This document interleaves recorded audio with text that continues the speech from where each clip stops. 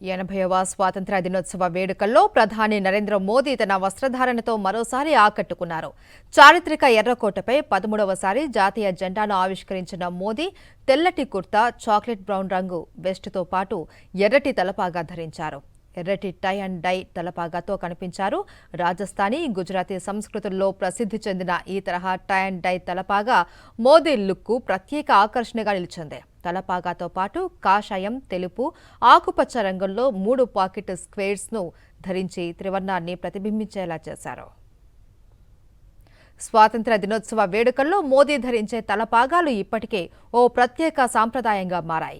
2014లో ప్రధానిగా తొలిసారి ఎర్రకోట నుంచి ప్రసంగించినప్పటి నుంచి ఏటా విభిన్న రంగులు, డిజైన్లు, ప్రాంతీయ వస్త్ర సంప్రదాయాలను ప్రతిబింబించే సఫాలు, పగడీలు ధరిస్తూ వస్తున్నారు. ఇవి కేవలం ఫ్యాషన్ కోసమే కాకుండా దేశంలోని విభిన్న ప్రాంతాల చేనేత, కళాకారుల నైపుణ్యం, సాంస్కృతిక వారసత్వానికి ప్రతీకగా నిలుస్తున్నాయి.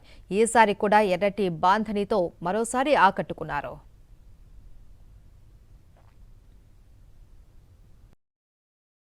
మరిన్ని అప్డేట్స్ కోసం ఛానల్ ను సబ్స్క్రైబ్ చేయండి. నోటిఫికేషన్స్ కోసం బెల్ ఐకాన్ పై క్లిక్ చేయండి.